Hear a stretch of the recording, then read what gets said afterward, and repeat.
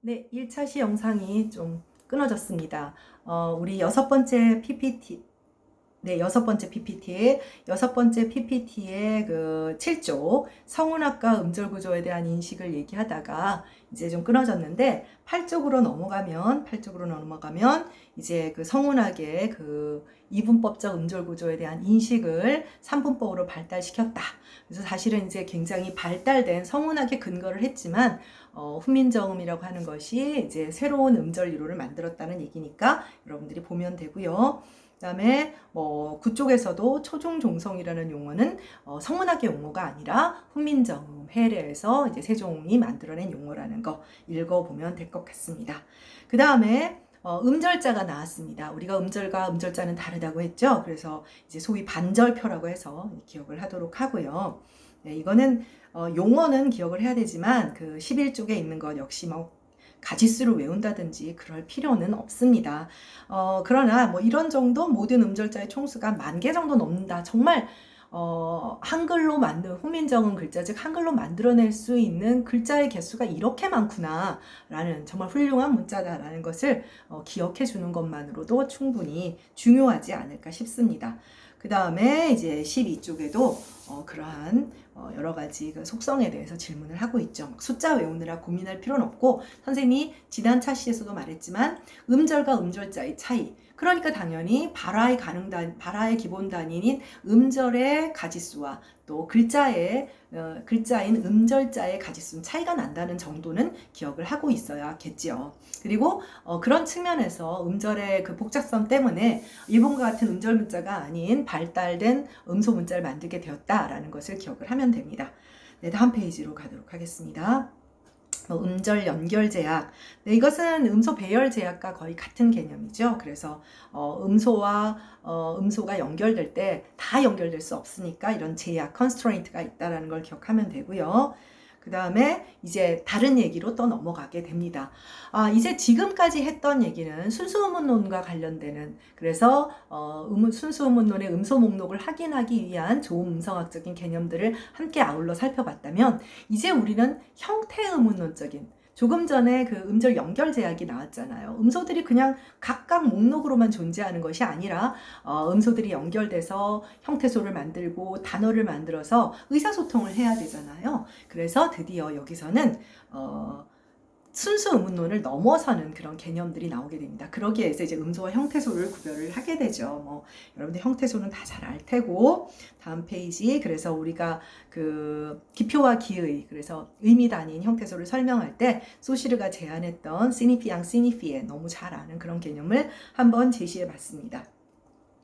네, 16쪽은 페르디낭드 소시르라고 해서 현대 구조주의 언어학의 창시자이며 20세기 모든 학문 분야에 영향을 미친 그 소시르에 대한 간단한 소개를 하고 있습니다. 공시태, 통시태, 랑그, 빠롤 아는 친구들이 문학에서도 얘기를 하니까 도움이 되지 않을까 싶고요. 다음 페이지 17쪽으로 갑니다. 17쪽으로 가서 좀 전에도 말했다시피 음소들이 연결됐을 때 형태소가 되고 단어가 되어서 문장을 구성하게 되잖아요. 그런데 모든 음소들이 다 자연스럽게 연결되는 게 아니에요. 어떤 음소와 어떤 음소는 연결이 될 수 없기 때문에 음운 과정이 일어나게 되죠. 자, 폐쇄음과 비음은 절대로 한국어의 경우에는 자연스럽게 발음할 수 없어요. 그러니까 어떤 음운 과정이 적용되죠? 비음화라고 하는 역행동화가 적용이 됩니다. 또 한국어의 경우는 리을, 니은이 됐건 니은, 리을이 됐건, 즉 비음과 유음의 연세는 그 선후 관계와 상관없이 절대로 허용하지 않습니다. 그러니까 유음화라든지 혹은 폐쇄음의 비음화라든지 우리가 뒤쪽에서 배웠던 음운 과정들이 필수적으로 적용되어야 하는 것입니다. 그러다 보면 이 형태소의 모양이 바뀌게 되겠죠. 형태소의 모양이. 그렇잖아요. 그래서 이럴 때 이 형태소가 교체하는 모양을 이 형태, 교체와 이 형태라는 개념으로 여러분들이 알고 있는 얘기입니다. 아마 문법론에서도 배우고, 그래서 형태소 표시는 중괄호로 한다는 것, 이제 이렇게. 네, 그래서 교체형은 각각의 형태소 이 형태, 알로모프라 하고, 이 형태는 특정한 형태소의 환경에 따른 실현형이다. 아주 기본적인 개념들은 정확하게 알고 있어야 합니다. 네, 교체의 종류가 나왔습니다. 교체의 종류에는 네, 교체의 종류에는 조건에 따라, 그 다음에 동기에 따라, 방식에 따라. 네, 다음 페이지로 갈까요? 그래서 교체의 종류에 따라서 조건 교체는 의문론적으로 조건된 것, 형태론적으로 조건된 것. 네.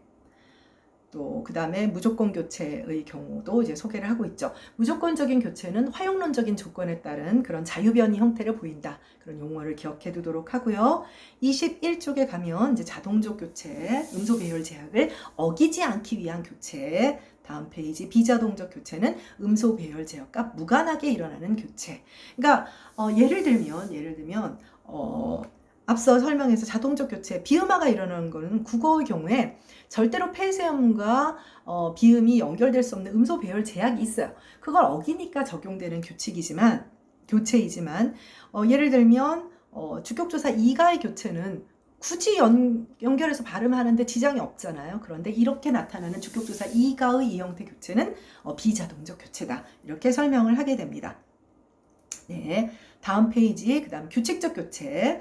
간단히 말하면 예를 들면 잡고, 잡아서, 잡으니 이거는 규칙적 교체고 돕고, 도우니는 불규칙적 교체겠죠. 네, 다음 페이지로 갑시다. 그래서 불규칙적 교체의 대표적인 것이 현대국어에서의 그 불규칙 동사들이에요. 굉장히 많죠. 네, 그래서 6번째 PPT를 마무리하겠습니다. 네, 다음 7번째 PPT입니다. 네, 7번째 PPT는 이제 기저형이라는 개념이 나옵니다. 이제 기저형이라는 개념은 이 형태의 교체를 설명하기 위해 가정한 형태로서 실제로 발화에 나타나는 형태는 아니라는 거예요. 물론 간혹 이 기저형이 실제로 나타나는 형태와 일치할 수도 있겠죠. 그 경우에는 교체가 없는 경우예요. 교체가 없는 경우. 그래서 기저형 개념은 그렇고 실제 발화로 나타나는 것은 표면형 혹은 표면 음성형이라고 합니다. 그리고 형태 음소는 간단히 말하면 형태소로 실현되는 음소라는 뜻이에요. 그래서 기저 음소 혹은 형태 음소를 한다. 네. 그렇게 용어적인 개념을 기억을 하도록 하고 3쪽은 여러분들한테 이제 그 기저 음소 표시가 더블 그 사선 이중 사선으로 표시된다는 거 보면 되고요. 그럼 형태소와 기저형의 관계는 어떻게 되느냐? 네, 그래서 형태소는 문법론적 단위, 기저형 의문론의 단위, 기저형이 형태소가 가진 의문론적 정보다. 네, 그렇게 기억을 하면 됩니다. 네, 그 다음 뭐 중괄호로 쓴다든지 뭐 그런 것들은 여러분들이 보면 되고 기저형하고 기본형은 다릅니다. 기저형은 의문론의 단위라면 기본형은 사실은 실용학문적인 측면에서 사전 등재 항목이라고 기억하는 것이 가장 변별이 잘 되는 그런 개념일 거예요. 네, 그래서 그렇게 기억을 하면 되고요. 6쪽에 가서 기저형의 종류에는 단일 기저형과 복수 기저형. 그러니까 가장 대표적으로 복수 기저형은 주격조사라든지 불규칙 동사와 같이 어떤 특정의 단일 기저형을 말할 수 없는 것들을 말을 합니다. 이제 복수 기저형이 불규칙적이거나 음소 배열 제약을 어기거나 뭐 이런 것들일 가능성이 크지요. 네, 다음 페이지로 가겠습니다. 우리가 앞에서 선생님이 음소 목록을 확인하는 것이 음소 목록과 음소 배열상의 여러 가지 문제들을 보는 것이 이제 순수 의문론이라고 했다면 형태 의문론, 몰포포놀로지라고 하는 것이 있다고 했어요. 그래서 여기서 지금 이 7쪽에서 소개하고 있는 순수 의문론의 영역과 형태 의문론의 영역은 잘 기억하고 있어야겠죠. 그래서 순수 의문론은 음소와 이음의 관계를 다루는 이음론, 그리고 음소와 계열 관계를 다루는 음소 체계론, 음소의 통합 관계를 다루는 음소 배열론. 음소의 계열 관계를 다룬다는 건 별게 아니에요. 목록을 확인한다는 거예요. 계열이라고 하는 것은 구조를 말하잖아요. 자음은 조음 위치에 따라서, 그 다음에 조음 방법에 따라서 목록이 나오죠. 네, 이게 음소 체계론이고요. 음소 배열론은 예를 들면 유음과 비음은 연결이 될 수 없다든지 우리가 음절 연결 제약이나 음소 배열 제약이라고 얘기했던 것, 즉 음절 연결 제약과 음소 배열 제약은 사실 거의 같은 개념인데 이제 단위가 음절이냐 음소냐의 차이만 있는 것입니다.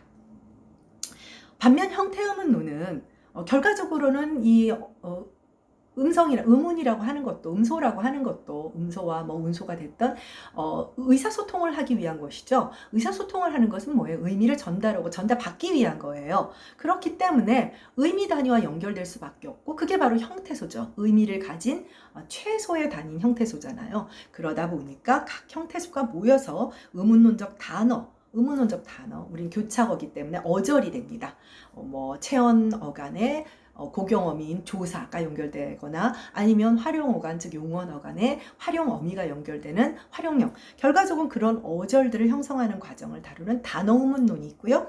어절들이 모여 실제의 utterance를 형성하는 과정을 다루는 발화의문론이라고 하는 것이 있다. 그러니까 좀 다르죠, 체계가. 네.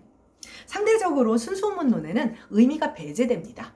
어떻게 보면 전형적인 의문론의 코어한 부분은 순수 의문론이고 형태 의문론은 인터페이스라고 할 수 있어요. 전면이라고 할 수가 있습니다. 다음 페이지로 가도록 할게요. 네.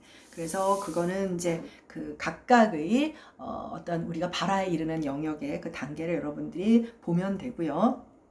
단어 의문론. 우리가 논문을 여러분들이 논문 비평을 하게 되면서 주로 고경과 활용, 특히 활용을 많이 다뤘잖아요.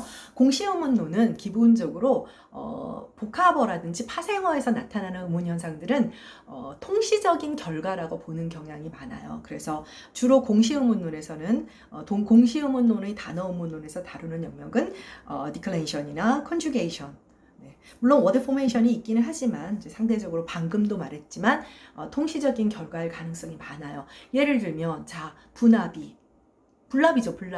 자, 이 분합이가 형성된 거는 현대국어에는 유음 탈락이라고 하는 생산적인 의문 과정이 없어요. 우리 의문 과정에서 안 배웠죠. 그러면 분합이가 아니라 분합이가 되는 이유는 15세기에 유음 탈락이 있을 때 만들어진 단어예요. 그렇기 때문에 합성어이기 때문에 이런 워드 포메이션의 결과들은 그냥 간혹 공시적인 것도 있지만 통시적인 결과가 굉장히 많습니다.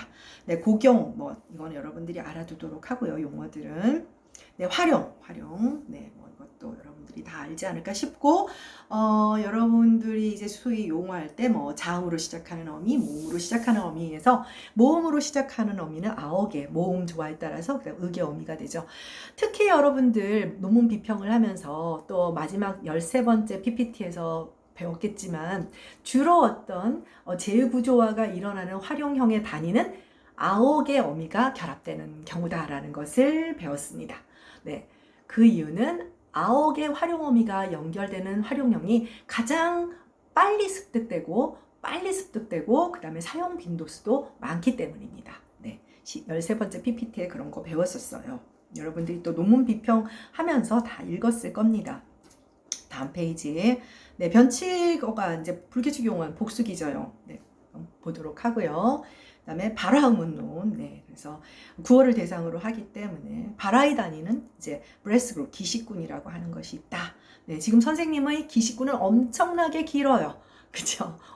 사실 우리가 인위적으로 어절 단위로 누가 나는 학교에 갑니다 이렇게 말하는 사람이 없죠. 그래서 기식군 개념을 기억을 해두도록 하고요. 다음 페이지로 가도록 하겠습니다. 자, 이제 그 다른 이야기가 나옵니다. 음운 과정이 나오지요.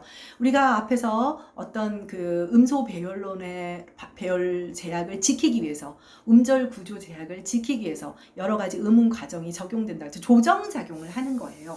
조정 작용을 하는 것을 Phonological Process, 음운 과정이라고 합니다.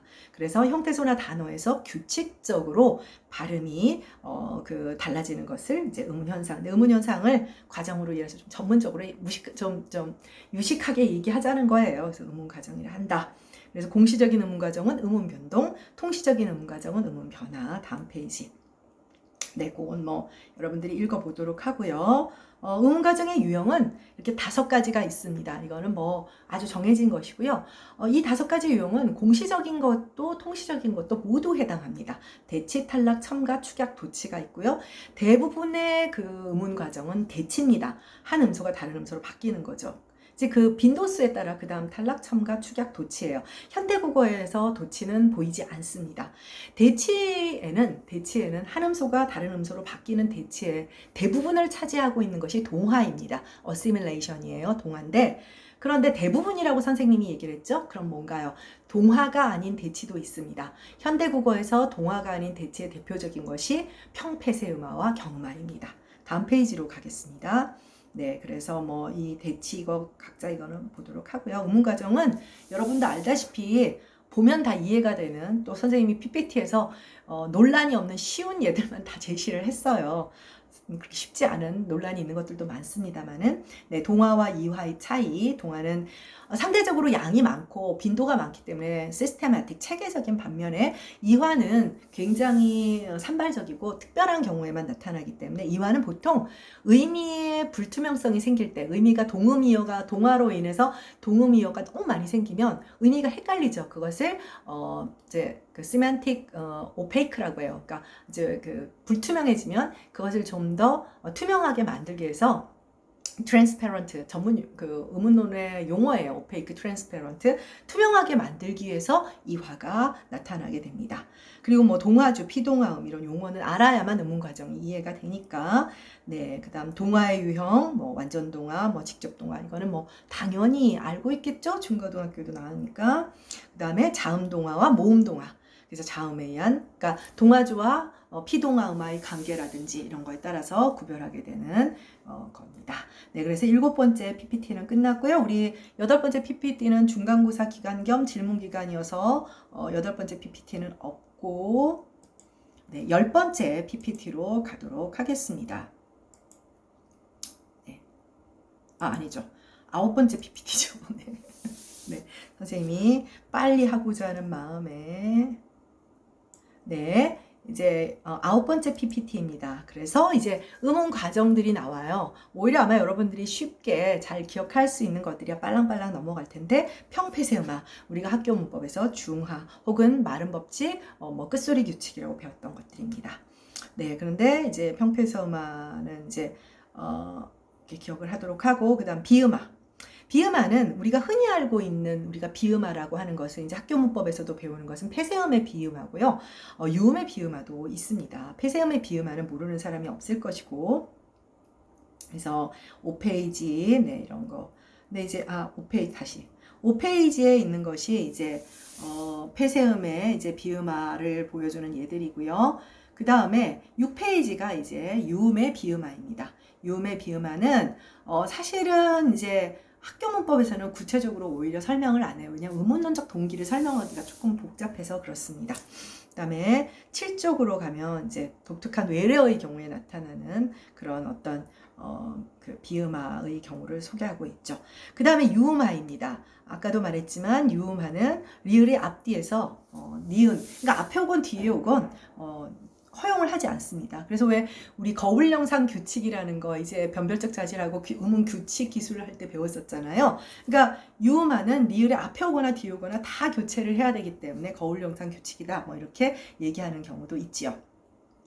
그러나 일단은 그 앞에 오건 뒤에 오건 다 이제 유음화가 일어나지만 순행적 유음화가 있고, 순행적 유음화는 계제 자음이 없는 순행적 유음화가 이제 그 단어 내부에서 일어나고, 그 다음에 자음군 단수는 이제 용언 어감말 자음군의 경우에 나타나죠. 이때는 계제자음이 있습니다. 자, 그 다음에 역행적 유음화는 주로 이음절 한자어에서 일어나는 겁니다. 네, 그 다음에 뭐 다른 한자어는 각자 보도록 하고요. 자, 조미치 동화는 상대적으로 수의적 동화입니다. 그러니까 지금 선생님 발화처럼 아주 빨리 말하거나 이렇게 말할 때, 또 포멀한 스피치가 아닌 캐주얼한 스피치에서 나타나는 수의적인 현상이에요. 그러니까 필수적 현상은 아니죠. 네, 그래서 후설음화, 양순음화로 일어나게 됩니다. 후설음화는 우리가 이제 연국의 음화라고 부르기도 하고, 네, 보도록 하시고요. 네, 그 다음에 통시적으로 13쪽에 보면 조미치 동화가 수의적으로 일어났지만 그 수의성을 이제 이걸 또 오해를 해서 그런 질문이 있었어요. 통시적으로 변화한 거 보면 필수적인 거 아닌가요? 사실 기록에는 조미치 동화가 적극적으로 문증되지 않습니다. 문헌에 나타날 수가 없어요. 문헌에 잘 안 나타난다는 것이야말로 이제 수의적이라는 얘기인데, 그 수의성이 특정의 어떤 단어들에는 변화를 수용하는 경우도 있어요. 왜냐하면 언어 변화라고 하는 것은 뭐 그야말로 예외 없는 변화가 아니기 때문에요. 그래서 몇몇 얘들은 이런 경우가 있다. 치고받고 같은 경우는 우리가 지금 규범어로 받아들이지 않을까, 비표준어로 되어 있는 것이죠. 네.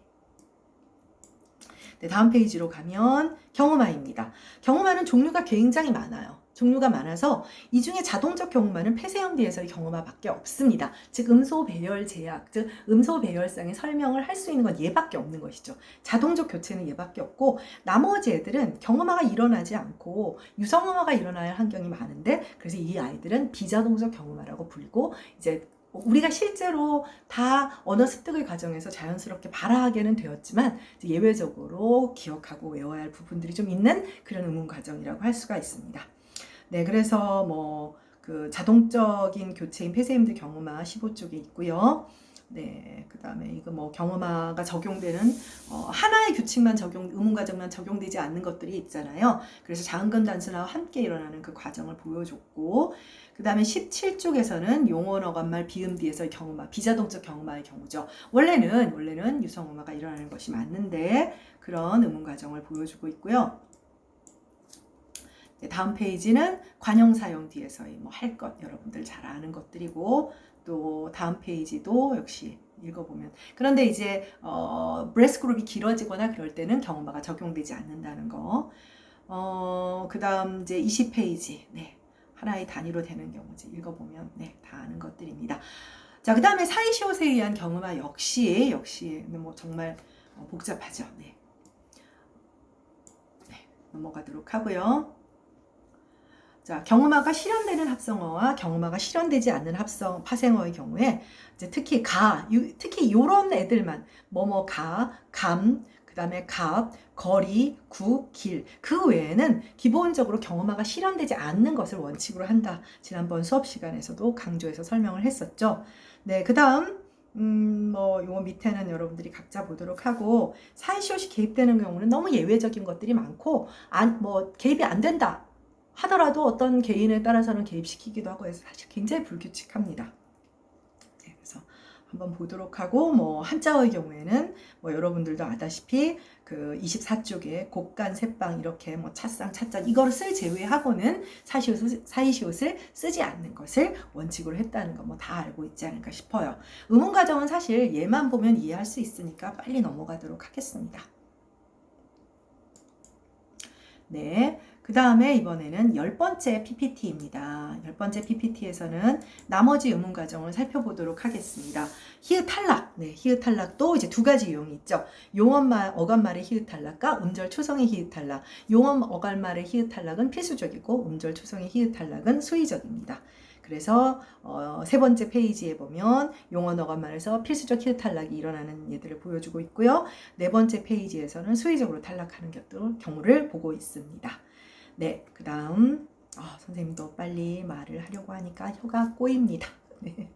네. 그 다음에 5번째 페이지에서는 이제 이런 그 수의적 히읗 탈락이라고 이제 우리가 이제 음운론적으로는 이야기를 하지만 사실 음성적으로는 유성 성문 마찰음 RPA 기억 보이죠. 네, 실제로는 이렇게. 근데 이 소리는 유성 성문 마찰음은 지각을 할 수가 없기 때문에 음운론적 차원에서는 탈락이라고 보는 것이 맞습니다. 네, 그 다음 근대국어 시기의 히읗 탈락은 이런 특정의 단어들이 히읗 탈락이 되어서 현대국어에서 히읗 탈락은 너무너무 많이 됐어요. 많이 되어서 현대국어에서 이제 다른 말하자면 우리 이제 뒤에서 배웠죠. 어간의 형태가 재구조화된 것이죠. 히읗 탈락이라고 하는 우리가 이제 음운 변화에 의해서 어간이 재구조화되는 경우가 훨씬 많잖아요. 어간 재구조화가 일어난 것이다. 이렇게 기억을 하게 됩니다. 네, 그 다음 유음 탈락의 경우입니다. 지금 여기서 소개하고 있는 유음 탈락은 선생님이 조금 전에 말했던 분합이 따님하고는 달라요. 얘네들은 유음 탈락이 아주 생산적이던 시절에 따님, 아드님, 소나무 이런 애들 여러분들 기억나죠? 부지깽이, 아다마다 이런 애들이 있어요. 얘네들은 15세기에 용언 어간과 활용형이건 합성어 내부건 굉장히 생산적인 유음 탈락이 실현됐던 15세기에 만들어져서 그 유음 탈락의 형태가 화석화된 거예요. 이렇게 화석화된 채로 재구조화된 얘들입니다. 재구조화된 얘들이에요. 그런데 현대 국어에서 유음 탈락은 여러분들이 음운 과정 중에 그나마 외워야 할 부담이 있는 그런 굉장히 근데 이제 이 유음 탈락을 과연 이제 생산적인 현상으로 보아야 할 것인가 말 것이라는 논란이 많아요. 그런데 왜 현대국어의 의문 과정으로 공시의문론 속에 이 과정 속에 들어가 있느냐면 용언 활용형에서 나타나기 때문입니다. 용언 활용형에서 나타나기 때문에 포함을 시켜놨어요. 그래서 보고 있으면 짜증나죠? 네, 조금 기억을 할 필요가 있습니다. 하나하나 설명하기는 좀 바빠서. 네, 그래서 그 8페이지까지 다 달라요. 다 얘들마다 상황이 달라서 어때는 자음군 단수나 어떤 매개모음 탈락 후 뭐 그래서 너무 복잡해서 이 유음 탈락은 공시적으로 보통 의문론의 교재 속에는 들어가 있지만 여러 가지 좀 뭐랄까 문제는 있다라는 것을 기억을 하고요. 네. 9페이지도 마찬가지입니다. 네, 그래서 거기에 9페이지에 두 번째 단락에 보면 15세기의 예가 나와 있습니다. 네, 그 다음 장군 단순화죠. 장군 단순화도 사실은 굉장히 이제 규칙성을 좀 포착하기에는 좀 어려운 부분들이 좀 있는 거예요. 그 다음에 11쪽으로 가보면 여러분 이건 꼭 외워놔야 돼요. 표준발음법 시험이 여러 가지 공적 시험에 많이 나오는데 뭐 리을 기억 또 그 다음에 리을 비읍의 경우에 어떻게 발음되느냐라는 것을 여러분들이 좀 기억을 하고 있어야 합니다. 실제로는 우리가 이렇게도 발음했다 저렇게도 발음했다 해서 여러분이나 나나 왔다 갔다 써요. 고정돼서 쓰지 않고. 그래서 좀 혼란스러우니까 기억을 할 필요가 있습니다. 니은 첨가입니다. 뭐 이거는 니은 첨가. 네. 뭐 웬일 한여름 뭐 어려운 것이 없죠. 네. 그 다음에 이음절 한자 13쪽 이음절 한자에서는 잘 실현되지 않는 예들이 있다라는 걸 기억을 하도록 하고요. 그 다음 14쪽도 뭐 사람 이름에서 뭐 첨가되는 경우가 있다라는 거. 네. 네, 유기음화입니다. 유기음화는 이제 축약의 경우이죠. 이제 우리가 여태까지 대치와 탈락의 경우를 봤지만 축약은 이제 유기음화의 경우밖에 물론 방언에서 모음 축약 같은 것이 있습니다만은 우리가 이제 이 의문론 개론에서 일반적으로 얘기할 때 이제 유기음화 정도로 얘기하면 되는데 유기음화도 순행적 유기음화와 역행적 유기음화 두 가지가 있습니다. 그래서 순행적 유기음화는 용언 어감 말음의 경우에 일어나고 다음 페이지 16쪽을 보면 역행적 유기음화의 경우는 체언과 조사가 결합하는 경우나 이음절 한자어나 합성어와 파생어의 경우. 그러니까 순행적 유기음화는 이제 상대적으로 용언 어감 말음의 경우에만 나타난다는 것을 기억하기를 바랍니다.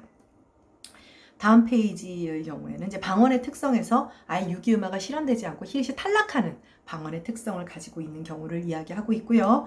그 다음에 모음조화 여러분들 뭐 다 알지만 이렇게 아마 이제 여러분들이 다음절의 영왕 끝에서의 둘째 음절의 아오일 때 이렇게 하니까 복잡한데 예를 놓고 기억을 하면 간단하다고 할 수가 있어요. 그래서 그 19쪽에 보면 갸날프다나 가파르다와 그 1, 2, 3번의 예를 가지고 분류를 해서 기억을 하면 됩니다. 이게 선생님이 PPT를 만들 때 잘못 만들었어. 1번 밑에 예를 쓰고 2번 밑에 예를 쓰고 그래야 되는데 좀 선생님이 그래서 19페이지에 예를 가지고 기억을 하면 됩니다. 네. 그 다음에 20쪽에 가보면 역시 같은 맥락인데 적용되지 않는 경우들을 소개하는 거죠. 21쪽입니다. 네, 모음조화는 현대국어로 오면서 약해지는 방향으로 되어 있어요. 이제 그래서 역사적으로 모음조화가 왜 약화되었는가를 얘기합니다. 알타이어의 속성임에도 불구하고 그것은 이제 일단 아레아의 소멸과 관련이 있는데 아레아의 1단계 소멸인 아레아가 의로 먼저 바뀌게 돼요. 거기에서 모음조화가 깨지게 되는 그런 근거를 얘기하고 있습니다. 네, 반모음화입니다. 이건 뭐 여러분들 기어가 겨가 되고 네. 뭐 다 아는 것들이고 뭐 두어가 더어가 되고 뭐 이런 것들이죠. 네. 반면에 오화나 이런 애들은 뭐 오화가 와가 되고 그러니까 아예 애시당초 와고 또 대우어 배우어 이런 경우는 항상 배워 뭐 비워로 되어 있죠. 왜냐라는 것을 알 수가 없어요. 아주 예외적인 현상입니다. 그래서 다음 페이지 24쪽 뭐 이거는 반모음이 삽입되는 경우도 있다라는 거를 비표준 상황에서 실제 언어 상황에서 그렇다는 것을 소개를 했고요. 모음 탈락하는 경우, 매개모음 의가 탈락하는 경우, 또 뭐 용언 어감말을 의가 탈락하는 경우, 불규칙 동사에서 뭐 그 이제 의탈락을 한다 이렇게 보는 그런 예들이죠. 예를 보면 다 아는 것들이고, 그 26쪽은 그냥 보면 되는 겁니다. 그 다음에 변별적 자질입니다. 이제 얘기가 완전히 달라져서 이제 의문 과정이 끝났어요. 의문 과정이 끝나고 변별적 자질은 자질의 개념. 그러니까 자질의 경우에는 여러분들한테 플러스 마이너스 표 집어넣으라는 거 시키지 않아요. 기본적인 개념, 공명성이 뭔지, 뭐 폐쇄성이 뭔지 그런 개념과 정의를 기억하고 있으면 됩니다. 네, 그래서 그렇게 보도록 하고 거기 이제 그 30쪽에 가면 변별적 자질의 이분법, 이분 자질을 플러스 마이너스의 자질값을 어떻게 이용하는가, 그러니까 개념적 정의를 잘 정리해 두도록 하고요. 네, 그래서 지금 10번째 PPT가 끝났고 11번째 PPT에서는 이제 역시 변별적 자질의 기능, 거듭 말했죠. 첫째, 둘째, 셋째는 기억해 두는 것이 신상에 좋습니다. 변별적 자질의 기능이 무엇이냐. 그 다음에 변별적 자질과 잉여적 자질. 잉여적 자질은 예측 가능성의 자질이라는 것 반드시 기억을 하도록 하고, 변별적 자질을 이용을 하면 음소보다 더 하위 단위로 분석을 하게 되니까 두 번째 단락에 보면 음소는 변별적 자질이 동시적 묶음으로 정의된다라고 하는 그런 개념을 꼭 기억하도록 하세요. 그 다음 주요 부류 자질 기억하고, 그 다음에 자질 행렬, 이건 뭐 단순하니까. 그 다음에 6페이지에 보면 자음에 관한 자질, 공명성, 비음성, 치찰성이 무엇인지는 반드시 기억을 하고 있어야겠죠. 시험으로 묻기 참 쉬운 거잖아요. 그 다음에 뭐 음영 음성학 개념, 뭐 포먼트, 프리퀀시 이렇게 복잡하게 여러분들한테 다 뭐 서술할 이런 건 내지는 않을 테니까 포먼트가 뭔지, 프리퀀시가 뭔지 구별할 수 있으면 되지 않을까 싶어요. 네, 뭐 그 그림을 그리게 할 수도 없으니까. 네, 그다음 정연파, 외파도 그 두 개의 그 웨이브가 어떻게 다른지 기억하면 되겠죠. 그다음 조음, 이치, 자질. 사실 우리가 조음성학적인 분류에서 다 배웠던 것들입니다. 그 다음에 뭐 11쪽에 가보면 SPA 자질을 소개를 하고 있죠. 전방성, 설정성에 따른 플러스 마이너스 자질값. 네. 또 12쪽 모음과 반모음의 자질도 우리가 배웠던 조음 음성학의 그 개념을 그대로 사용하고 있습니다. 네, 그 다음 뭐 13쪽. 네, 뭐 이거는 뭐 이제 자음과 모음의 공통 자질을 설정한 이유. 그래서 우리가 앞쪽에서 조음 음성학에서 치조음과 경구계음을 전서음으로 묶어버렸잖아요. 그렇게 묶었을 때 음운 과정을 설명하는데 유리한 점이 있다라는 측면에서 지금 여러분들이 보고 있는 13쪽에서 자음과 모음의 공통 자질을 설정하는 근거, 이유, 더 좋은 점을 설명하고 있는 것입니다. 자질의 잉여성은 앞에서 이미 배웠는데 함의 공식에 따라서 예측 가능한 것은 굳이 기술하지 않아야 경제적, 그러니까 feature specification이 좀 더 경제적일 수 있다라는 이야기를 합니다. 그래서 15페이지에서도 역시 예측 가능한 자질 역시 잉여 자질이다라는 얘기를 했고 16페이지 뭐 여러분들이 뭐 플러스 마이너스 묻지 않으니까 보면 되고요. 그다음 17쪽. 네. 음운 과정을 나타내는 방법에 여러 가지가 있는데 이제 규칙으로 나타내는 방법을 배워봤습니다. 그래서 이제 18페이지 이렇게 자질을 이용해서 규칙으로 기술할 수 있다. 결과적으로 19페이지에 가면 서술하나 말로 푸나 이렇게 쓰나 다 똑같은 것이죠. 명시적으로. 그래서 20페이지에 가보면 이제 가로를 사용하는 방법 같은 것들이 있죠. 네, 다음 페이지로 다음 PPT 12번째 PPT입니다. 12번째 PPT에서는 통시적 관점, 이제 여러분들한테 논문 비평을 하라고 했기 때문에 통시적 관점을 소개를 했죠. 그래서 뭐 2페이지에 뭐 공시, 통시, 호모, 로커엔스는 넘어가도록 하고요. 다들 아는 얘기니까 시험 문제가 나온다 안 나온다를 떠나서 이건 기본적인 개념이니까 여러분들이 보도록 하고 개념, 용어, 정의는 확실히 알고 있어야 됩니다. 뭐 역사어나 4페이지에 공시, 통시 당연히 알고 있어야 되고요. 네, 그 다음 그 5페이지에 무조건 변화, 조건 변화, 그 다음 6페이지에 이제 유추라는 이야기가 나오죠. 유추. 그 다음 7쪽에 가면 그러니까 우리가 의문 변화, 어휘 변화, 문법 변화를 다 지금 공부하고 있잖아요. 그래서 여러분들한테 이제 의문 변화 얘는 이제 다른 나라 언어 얘는 이제 참고 삼아 보라고 올린 것이니까 다들 보도록 하고, 그 다음에 음운 변화의 유형의 음변화와 유추 변화가 있다는 것을 반드시 기억을 하도록 하고요. 음변화, 음소 변화 안에 체계상의 변화, 배열 변화, 체계상의 변화의 13쪽입니다. 합리화 분기. 그 다음에 14페이지에 가면 통시 변화에서도 대치, 탈락, 첨가, 축약, 도치가 모두 있다고 했죠? 반드시 보도록 하고, 그 다음 유추 변화의 그런 방법. 그래서 유추적 평준화와 유추적 확대에 대한 구별은 잘하고 있어야 돼요. 아마 잘하리라 생각해요. 여러분들 논문 비평을 다들 잘 했더라고요. 좀 분량이 짧고 좀 쉽다고 생각되는 논문에 너무 몰렸는데 네, 그 다음 16페이지에 가면 유추적 평준화 설명을 하고 있죠. 네, 한 형태소의 교체형의 수를 줄여서 단순하게 이 형태의 수를 줄이는 거예요. 그 다음에 유추적 확대는 이 형태, 즉 교체형의 수는 늘어났지만 전체 패러다임을 놓고 봤을 때는 하나의 패러다임에 묶이게 되는, 그래서 체계 전체가 단순해지는 속성을 갖게 된다. 네, 18페이지에 그런 예들은 여러분들이 기본적으로 알아둬야 되고요. 그 다음에 19쪽에 가면 재구조화, 리스트럭처링을 다시 한번 정의합니다. 재구조화는 의문 변화나 유추 변화에서 기저형이 변화하는 것을 의미한다. 네. 그래서 20쪽과 체형과 용언의 차이에서는 기본적으로 체형은 자립성을 갖고 있기 때문에 재구조화를 더 적극적으로 받아들여서 단일화를 지향하는 반면에 용언의 경우에는 자립성이 없어서 어떻다고요? 활용형 자체가 변화의 단위가 되어서 단일화를 지향하기에는 어느 정도 한계를 갖고 좀 다른 양상을, 유추적 확대 같은 경우 선생님이 논문에서 얘기했던 패러다임 간 유추와 같은 현상이 나타난다는 것이죠. 그 다음에 21쪽에서는 공시태리 과도기적 성격, 알고 보면 gradual change를 보이는 것이다 라는 얘기를 했고, 특히 이런 점진적 변화는 마지막 22쪽에서 lexical diffusion, 어휘학선에서 잘 나타나게 된다 라고 얘기를 했습니다. 마지막 13쪽은 논문 비평을 하면서 여러분들이 우리 교재 선생님 책의 서론 부분에 정리된 것이니까 한번 살펴보도록 하고요. 기왕이면 지금 여러분들이 이 정리 영상을 한번 쭉 일별하면서 중요한 개념, 가장 중요한 것은 개념에 대해서 물어볼 수밖에 없어요. 개념과 정의들을 정확하게 정리하고 확인한다면 오픈북이니까 큰 문제는 없을 겁니다. 물론 선생님이 부담 없이 PPT 자료를 준다고 했지만 이거 모아놓으면 참 많지요.